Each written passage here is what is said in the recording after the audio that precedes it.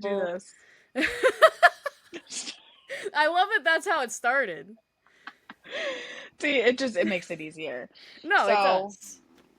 if we do a like welcome to G-PACT's first podcast, like my name is Samantha Sauer. My name is And Levi then Peterson. We are your hosts with the most. of surviving out of spite, because we are surviving purely out of spite. And You caffeine. too? And sarcasm. Can you hear her meowing? I can. Do you want to be part of this? This is our fellow correspondent. That's the only way to start a podcast. Hi. Hi, Maisie. I have tummy issues too. Oh my goodness. Yeah, that's the only way to start a podcast. Does Meow Mix want to sponsor us? Please? Oh my gosh. Well, now that you've gotten the general vibe for what this podcast is gonna be. I feel like we'll have to redo that just in case. But you know what? Just flying by the seat of our pants has always worked. It's how we do it. It's our thing. Why not? But yeah, fun. Gastroparesis. We can talk about, at some point we will have to talk about crazy vomit stories, because I know we've talked about that. So just throwing that out there in the first, however many seconds that we've been talking, that at some point we're going to ask each other and anybody listening to talk about your crazy vomit stories, because we've got some good ones. Oh my gosh, I love it. So explain to the people, Samantha, what this podcast is intentioned for. What are we here to do? What is our mission? I just love how serious you just got. You were like, so tell me, Samantha, like we're not like friends, like we're not besties, like we're not like, yo, all just tell me what we're doing here. All right, let me, all right, Sam. What the heck are we doing here? Why did we think this was a good idea? I don't know. Who put us in charge of this? I don't know. I don't know who put us in charge of anything. I think we put ourselves in charge, and that's why we're here. Well, the best part is that, I don't like being on camera and I don't like talking. And I was like, hey, let's do this thing. And you're like, okay, cool. Like, I have no problem with it. And now here we are talking about it. So to answer your first question, Levi, put on my professional face, to talk about why we wanted to do this and why we call it surviving purely out of spite. Mostly because you bought me a sweatshirt when I was half dead in the hospital that said surviving purely out of spite. And I brought that to the hospital and worn that to the doctors, and they look at me and they're like, seriously? I'm like, I'm not surviving on anything else. But, metal. It's so metal. In the space and with gastroparesis, chronic conditions, like, we know that it sucks out there. It's a freaking Wild West dumpster fire, whatever we want to call it, of just stuff.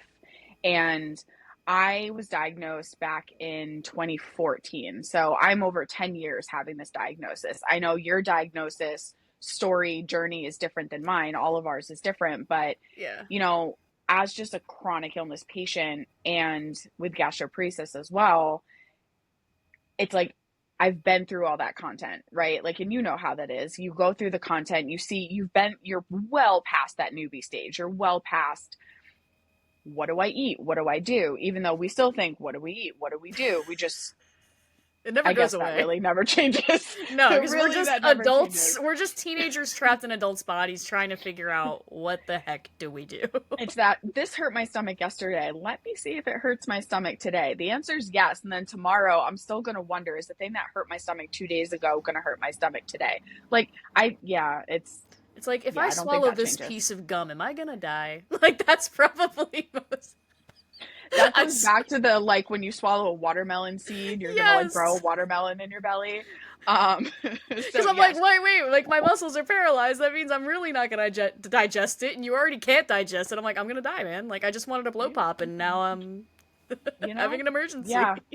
I don't know who let us do this. So we'll just continue to preface that through this entire piece of things.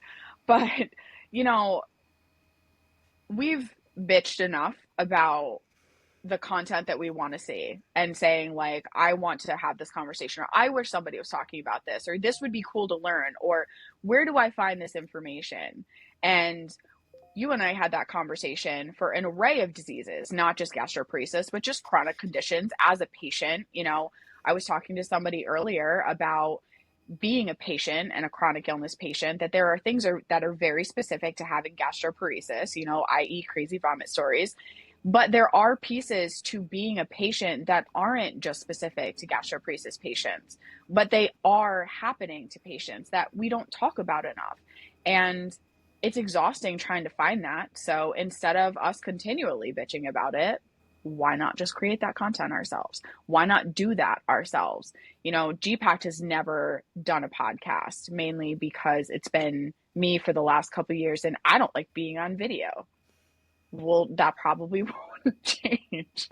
But, you know, we want to put something out there for people to learn from, for people to enjoy, to get something from, to learn from. We want to be your bestie that you also trust to get information from. We want to be like that one-stop shop for all the things that you need in that safe space when you don't feel good, or when you just feel like listening to two crazy people. I don't know. We just also know what it's like to really, really need answers to these sometimes very deeply personal, sometimes really embarrassing questions, because everyone always makes you feel a sense of, I feel like, shame whenever you're talking about anything related to stomach, digestion. It's like these are very common bodily occurrences, yet somehow it's become this crazy taboo. And I feel like, especially if you're a young adult, that water's even more muddy to try to navigate, because there's so many more expectations placed upon you in what you can and can't say and what you can and can't talk about. And I think whether it's we're afraid of appearing weak, we're afraid of appearing vulnerable, but also we're terrified of embarrassing ourselves talking about these like highly, highly vulnerable topics. So I think being able to have a safe place you can go that isn't just safe, but the vibes are also chill. And it's actually being explained in a way that doesn't make you feel embarrassed of your body, that lets you know that you're normal. Because you are normal. Well, as normal as you can possibly be having gastroparesis, I mean. We're our as level normal of as you normal. can be. Yeah. While also riddled with dark humor, as you pointed out earlier. And but, so you know, many rare diseases. So between many. the two of us, we should Too be many. We really should. Petri dishes. It's funny. At this point, a couple days ago, my husband came home and I'm sitting there and I'm looking at him and I'm like, you didn't ask me anything today. And he's like, what do you mean? And I'm like, you didn't ask me the question. And he's like, what? I'm like, you didn't ask me if I pooped today. Like, that's a conversation that we have, because it's important, man. It's important to know when your digestive tract don't work. It's really important to know. And for us, it's not an embarrassing thing anymore. Like for me, I'm like, you know, offline, if someone's got some crazy poop stories, there's no TMI over here. Like because it's one of those things that, like, when you go to the GI doctor, when you are talking about digestive diseases, they want to know if you poop.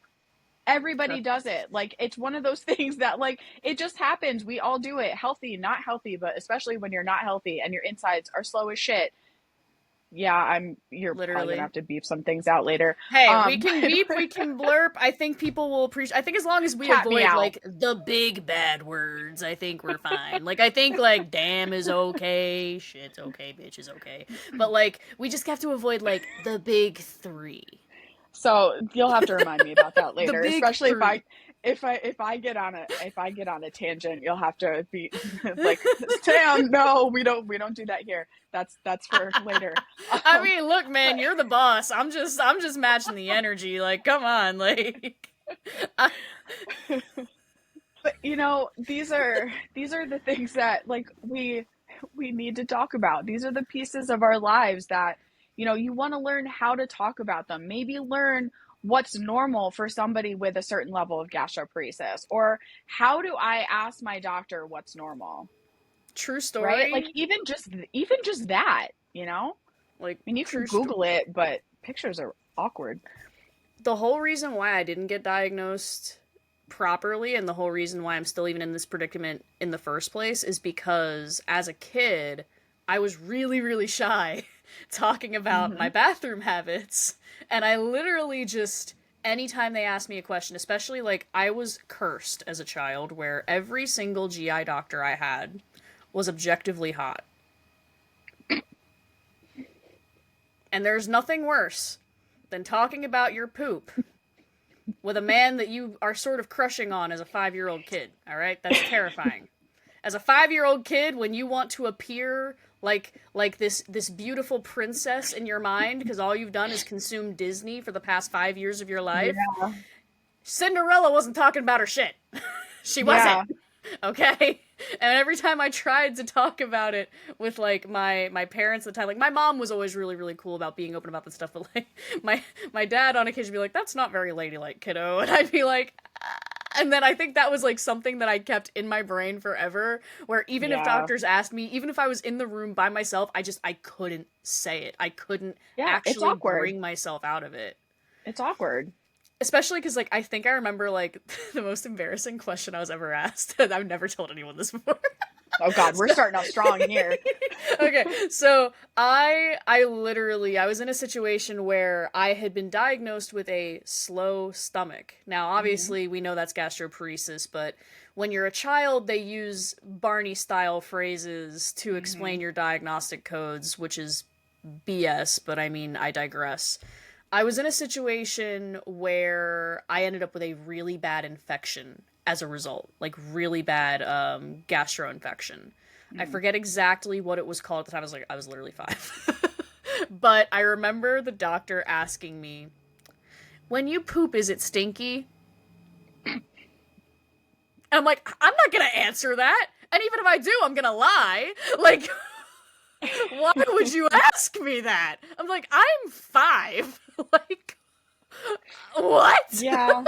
Yeah. And mind you, this man was like drop dead gorgeous. He looked like Captain America, okay? Captain America asked me if my shit stank, and I was really upset about it, and I still feel attacked. To this day, I'm traumatized. And I think the second worst one after that was all of the times I had to go into a doctor's office and have a rectal exam, and my mom, who's a goblin, would be with me. And then there was, like, one time in particular where I had this one doctor, my mom's like, he looks like a K-pop idol. And she's like, well, that's gonna be fun for you. And I'm like, yeah. Mom, there's nothing not invasive about gastroparesis at this point. Nothing! Literally nothing. So it's like, I thought I'd started off strong there, because that is the most embarrassing thing that's ever happened to me with this condition. I know that probably sounds insane, and I'm sure there's so much worse out there, but for my young mind, that ruined me. Like, that made it to where every doctor's appointment, every time I had to speak to somebody, oh, no. Like, we did not talk about stomach stuff, like. Yeah. I know. It's awkward. It's very weird. Especially, like, I think at this point, for me, I just don't give a shit anymore. Like, it's in that space where I'm like, I lost all, like, embarrassment with the doctors at years ago. Like, there's just, you get poked, you get prodded, there's these weird questions, they're in, out of just so it's like, at this point, I look at it, as awkward as it is, like, I want my answer. So I really don't, there's you've probably seen grosser things, and heard grosser things than me sitting here talking to you about my poop habits or my vomit habits or any of those things. So as that happens, it is what it is, but there is an element of embarrassment or talking about it, or, we were talking earlier about, future episodes and other things we want to talk about like when you're dating and you're putting yourself out there with strangers, or even just friendships or groups of people, or, you're going on a field trip if you're still in school, or you're just in an environment with or with strangers, or you're doing something and you're around people and you don't want to be like, well, I eat weird, or I have to run to the bathroom, or anything like that. Like, it's awkward. You don't know what to do. And like people bathrooms, the echo. all I Yeah, have to say. I don't have to explain that any further. If you know, you know. no. Hotel bathrooms that have great acoustics are your enemy. Yeah. It's awkward. It's so weird. And the worst part is you can explain it, right? Like I've had friends where I've explained my situation and like why things happen a certain way, without the details, but like with enough details. And then like later, maybe you don't see them for a month or two and then they're like, "Hey, how come you're not eating?" And I kind of want to be like, "Oh, like why do I have to explain this again? Why do I have to do this?" So then you almost want to talk about the awkward stuff, right? So then Yeah, they won't forget that stop. and then they'll never ask again, because they don't want to hear more of that story. But Mm-hmm. it's hard. There's so many elements of just being a patient and being a young adult. Like, I mean, in my 30s, I still I'm still mentally a child, but Same. being and it, Hey, I've look at my diagnosed background. as I was diagnosed as a young adult, and I still feel like I'm in that space or still have not authority in that space, but I've been a part of that before. So I'm like, I know what it feels like to try to date somebody and be like, when do you bring up that you have a feeding tube? When do you bring up that like you can't eat normal or that you might be good today and say yes to a date today, but you puked your brains out all night because you ate something funky and then you can't go on a date. Then what do you do? How do you have that conversation? Even like I said, with friends, how do you have that Yep. conversation? I almost stop having that conversation because I'm like, I just don't want to explain it anymore. I just don't want to do this anymore. But then you end up not putting yourself in a position or in a situation where you're around people and you're further isolating yourself and you don't even realize you're doing it. So like there's all of these different things that I feel like we can accomplish here, hopefully, by just touching on different parts of conversations, different parts of what it's like to be a patient, what it's like to live with multiple conditions, what it's like to have the stress of gastroparesis. We all know too that your gastroparesis might be like not in remission, but like stable for a little while. But then something else flares up. Guess what else is going to flare up now?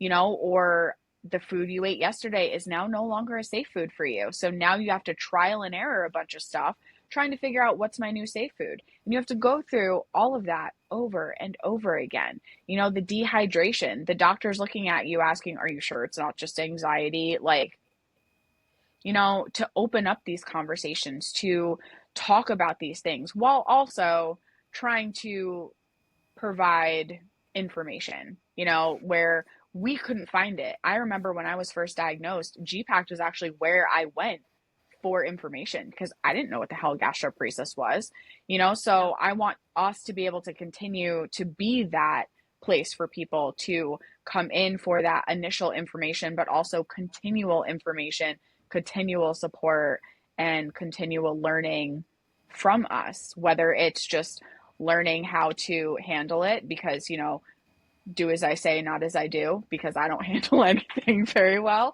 But, Same. that's what these conversations are for. That's why we started our online support group too, because we wanted to provide that space for people that wasn't being provided anywhere else. And like, especially in a time where I feel like it's very, very easy for any time we're posting a video, whether it's TikTok, Instagram, anywhere talking about our conditions, I think it's become very common for just the average everyday person to think, oh, if I give this person unsolicited advice about what non inflammatory foods to eat and this, that, and the third, I am saving their life. And I feel like that can be very confusing for someone who's new that's like, well, maybe this actually will work, and then it doesn't. And then they get Yeah. more Have you sick, tried and then they get yoga? upset. Have you Yeah, tried and it's like, having more sleep? Did you grow magic beans outside? you can Like, skip all that and just come here, and then you don't have to worry about having to decipher snake oil from what works. mm-hmm, Because we've done it, we've been through it, we've done the trials and tribulations that a lot of people go through when it's that trial and error of seeing, okay, is this something that can actually work, or is this bullshit? And I think yeah. being that's where it's important to have a chronic bestie. Everyone kind of needs a chronic bestie that can be like, "Look, fam, this is not it." Yeah. Like, Yeah. do what works for you. Everyone needs that friend that's like, "Look, not everything I say is going to work for you, but I have Mm-hmm. options. I'm not going Yeah. to sit here and tell you that this is not going to suck, because it sucks. It does. It absolutely sucks. But I think there's a lot of power in being able to say that something does suck while still Mm-hmm. moving forward in spite of it all, which is literally like what this whole podcast is even about in the first place. Yeah. But as you were talking earlier, it actually made me want to ask, and I feel like our listeners and viewers, however you're partaking in this podcast, would definitely want to hear, what is the most challenging situation that you had where you had to explain your condition to someone, and how did it go for you? Oof. Like, I'm So you're actually, like, I feel asking like me to that's a good remember the one. last like 12 years of my life? Like, hmm. Come on, you gotta Ugh. spill a little tea.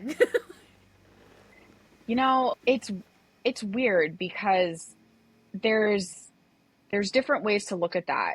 So I remember one time in the hospital, I was really sick. It was before I was like, I'll say diagnosed with everything, right? So it was early on in like the diagnostic process. And like somebody was like, "Oh, well, you're a healthy, young woman." So, and I'm sitting there like, I've been vomiting for days. I've been so sick. I already had multiple diagnoses under there. And I'm in a situation where I'm like, the hell did you just say to me? Like somebody who didn't bother saying anything, didn't have a conversation, just took a look at me because I look healthy. Even just seeing myself on camera right now, I look healthy. I get that. Hmm. I understand it.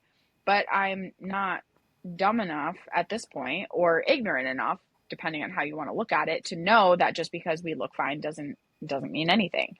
We better. The So foundation's very I expensive. I would hope we look healthy for we look better. $60. Yeah.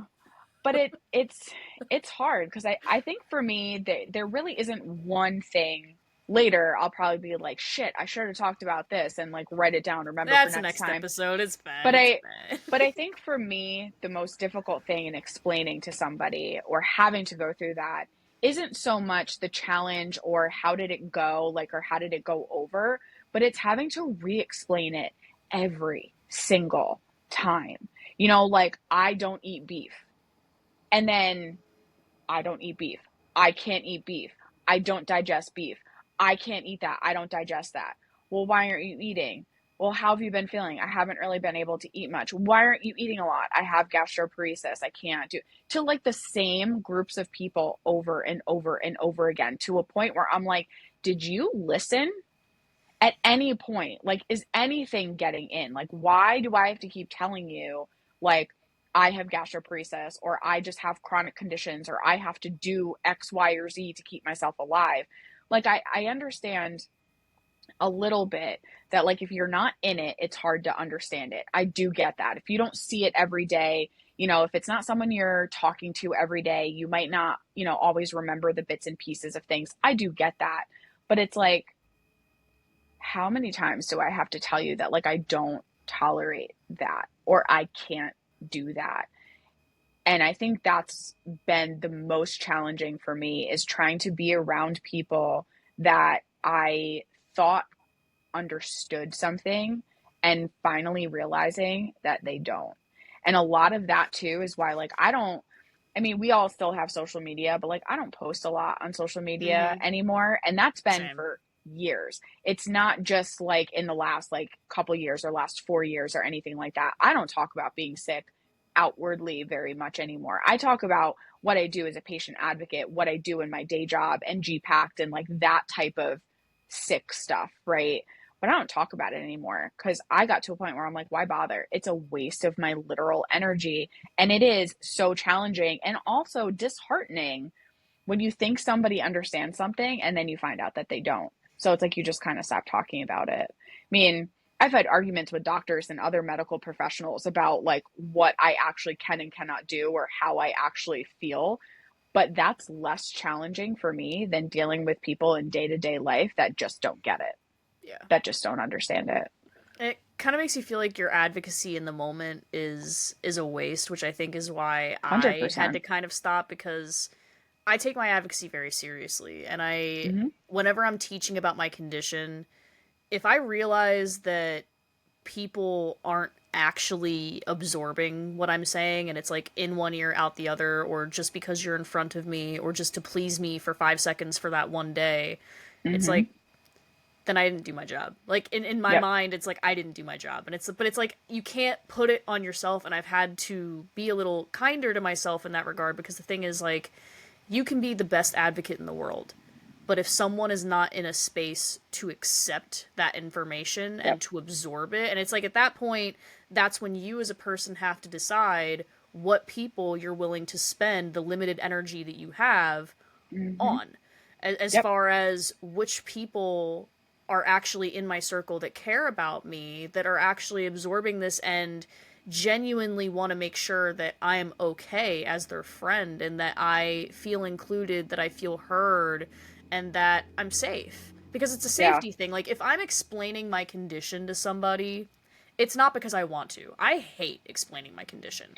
If Oh I'm yeah. explaining, it's because there is something going on in my life that is so catastrophic that I think that a medical emergency could happen while I am with you. Mm-hmm. So if I'm saying this to you, I'm giving you protocols. I'm telling you what to Yep. do if I collapse. I'm telling you what to do if, in the event, something goes astronomically bad and I need Mm-hmm. to know that I'm okay. So it's like that's the other part of choosing kind of which people to have in your circle when you're a chronic illness patient, because I'd rather have the person who's absorbing all of this and who genuinely cares than the person who's like, yeah, yeah, okay, okay, stomach problem, like, you know what I mean? Like, just not really listening to you. Yep.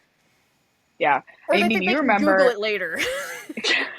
you remember when we were in DC a couple years ago, I was like, this is the emergency bag. This is what you do for this. This is what you do for this. This is what you do for this. And I'm And just like then taking notes. by the end of that, you're like, are you okay? And I'm like, I don't feel so good. My blood sugar was like in the 50s and I'm like damn near passing out. And you're like, it's like, this is what we trained for. You know, like this is It why I knew is. where things were because of these bits and pieces. And you're right. Like I like medical bracelet, you know, all of those things where I'm like, if I don't know what you know, then I don't feel safe, you know, and I like to try to do things on my own, like going places, driving to appointments, doing whatever. But there are some days where I'm like, I can do this by myself. And then I'm like, no, I can't. Because you want to be able to do it by yourself Yep. and you want to feel that like you're doing okay, you feel better, you're confident in yourself.